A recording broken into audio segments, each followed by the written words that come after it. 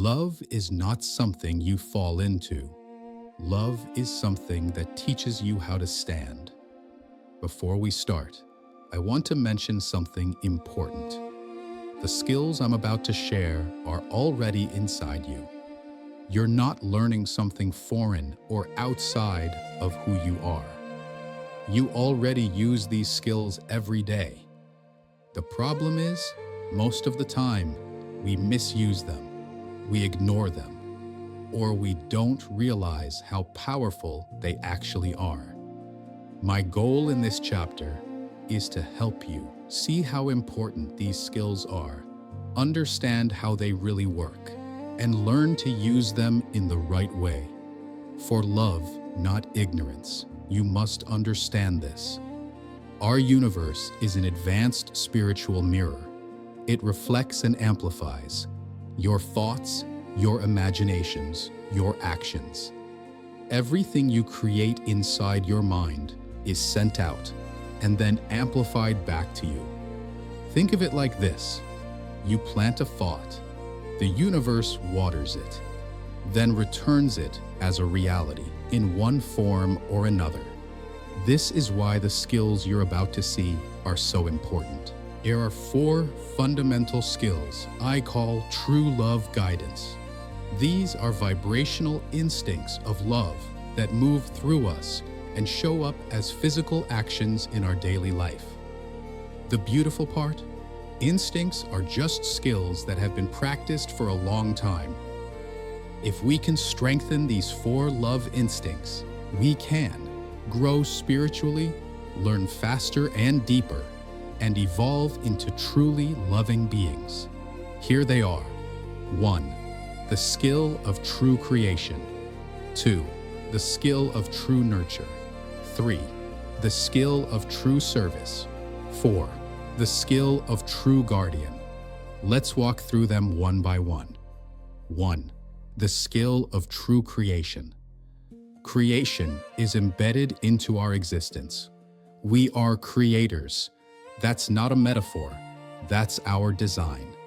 Our Creator imagined and created everything humans have made in our past, present, and future before we discovered it. Our job isn't to invent from nothing. It's to discover what already exists in the Creator's imagination and recreate it in this reality. Just look around you. Smartphones, televisions, watches, buildings, airplanes, cars. None of these existed in physical form until someone thought of them. Every invention started as a thought, an idea, a picture in someone's mind. That alone proves how powerful we are as creators. And if that's still not enough evidence, look at something even more obvious. Your children, your parents, your friends, every stranger walking by.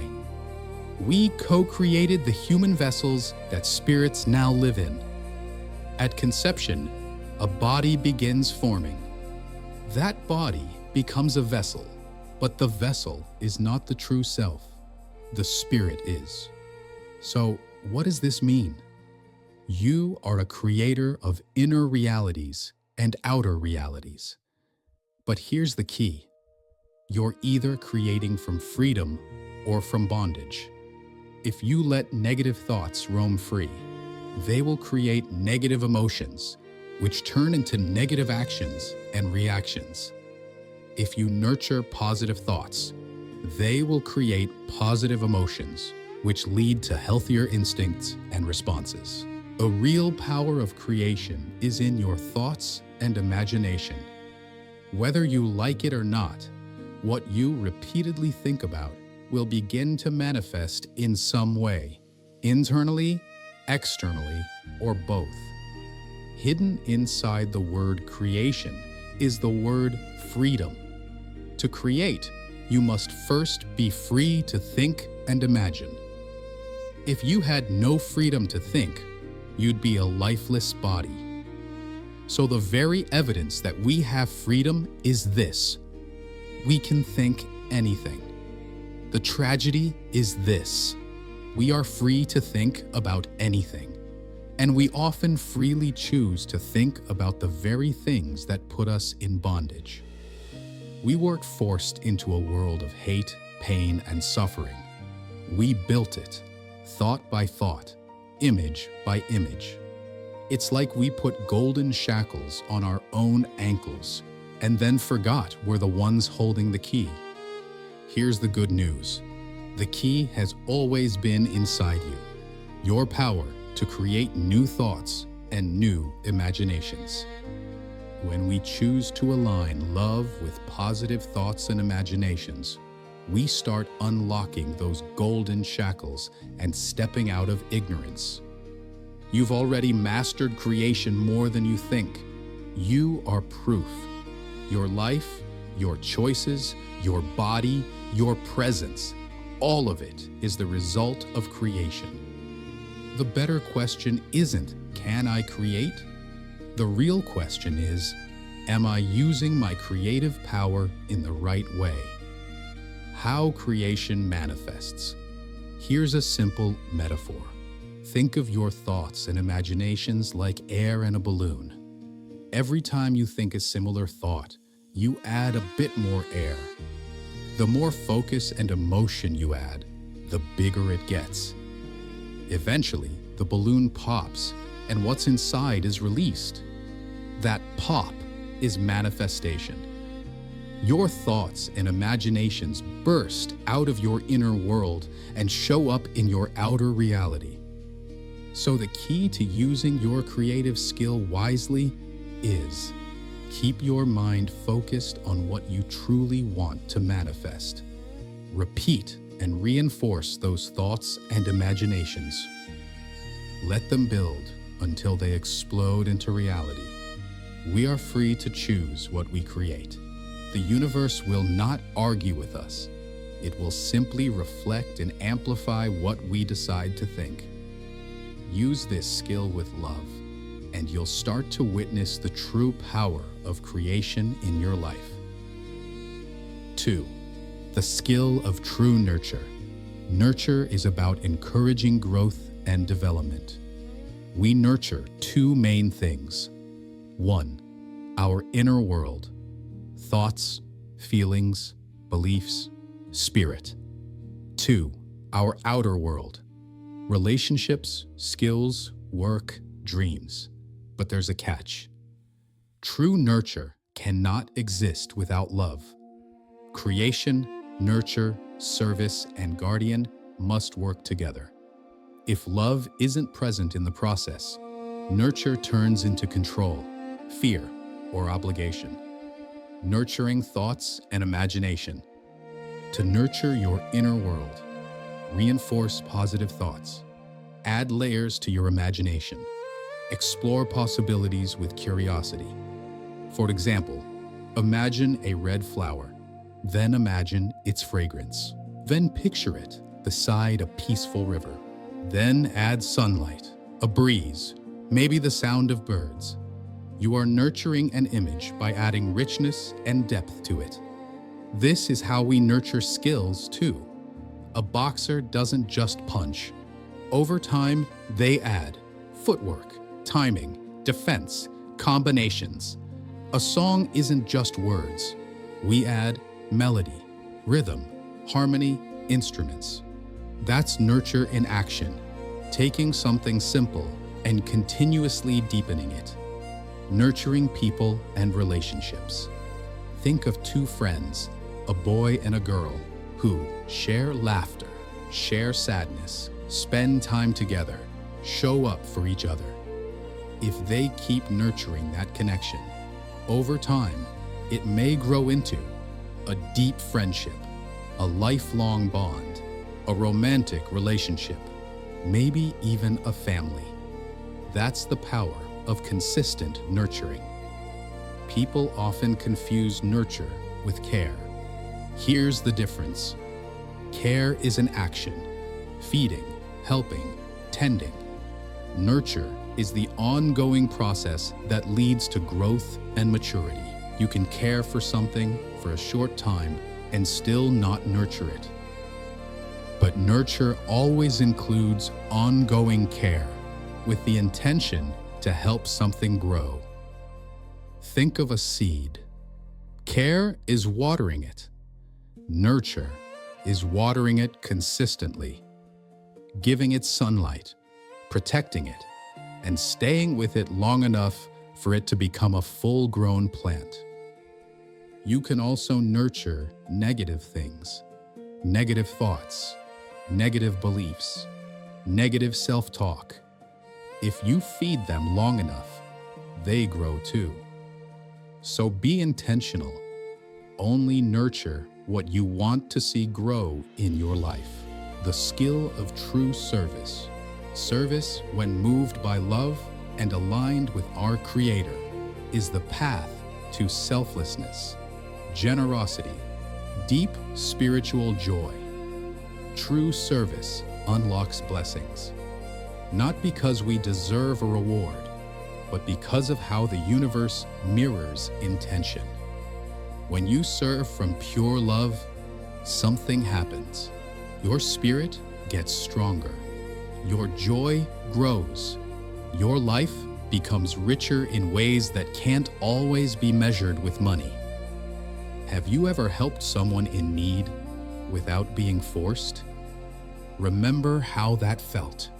That warm, quiet sense of honor you felt wasn't random. That was your spirit rejoicing. You were acting in alignment with how you were designed. We were created with love and for love. So whenever we serve from love, our true self lights up. The trap of transactional service.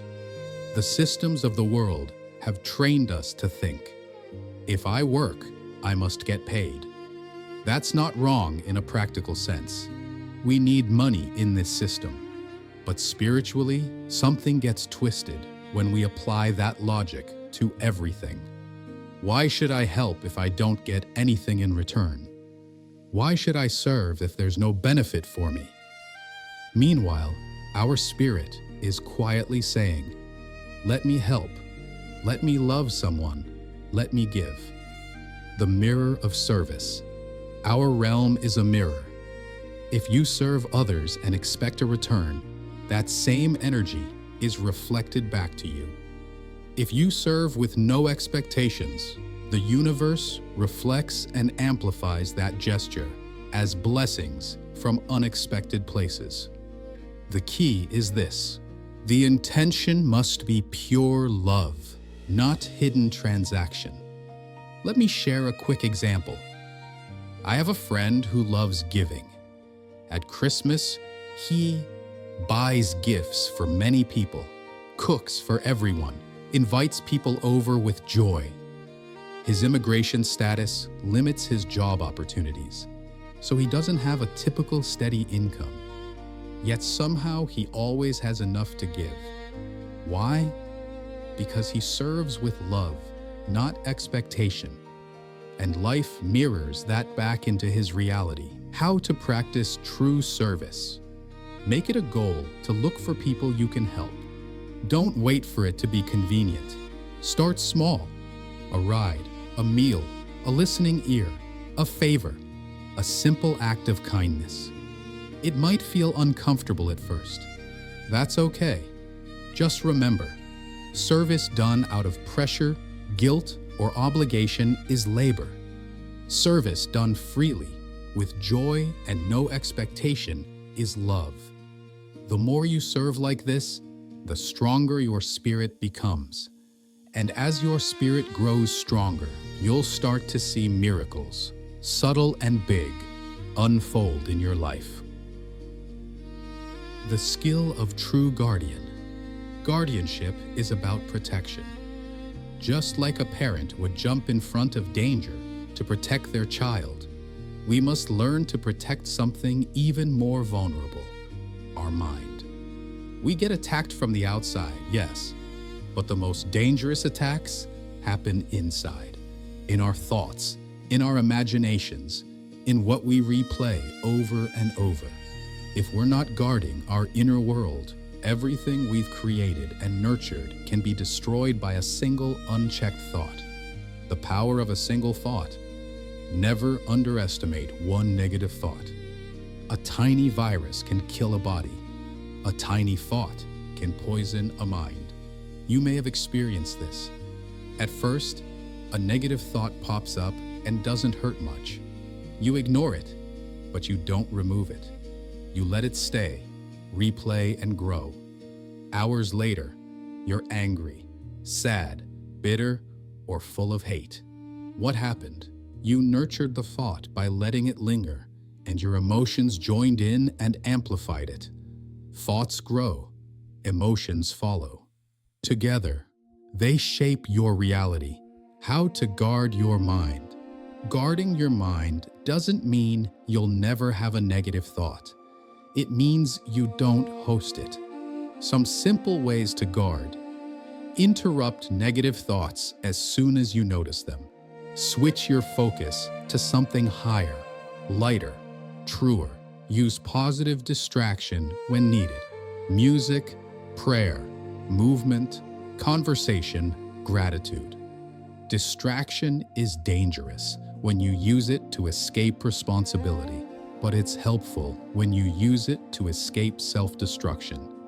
If you don't feed a negative thought, it weakens and eventually dies out. If you keep feeding it, it grows into a monster. Emotions only respond to what's in your mind. They are not the source, they are the reaction. This is why blindly following the phrase, "It is what it is," can be dangerous. Yes, some things are out of our control, but saying, "It is what it is," in resignation, often means, I accept this negativity as my permanent reality. I'll let this destructive story live in my mind unchallenged. That's how people end up asking, why is my life so negative? Why does everything feel like hell?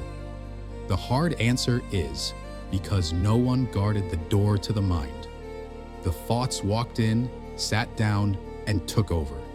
You have more power than you think. You can't control everything that happens to you, but you can decide what's allowed to live inside you. That is the essence of the skill of true guardian. These four fundamentals, creation, nurture, service, guardian, are the backbone of true love guidance. Use them consciously, align them with love, and you won't just change your own life. You'll quietly, powerfully help change the world.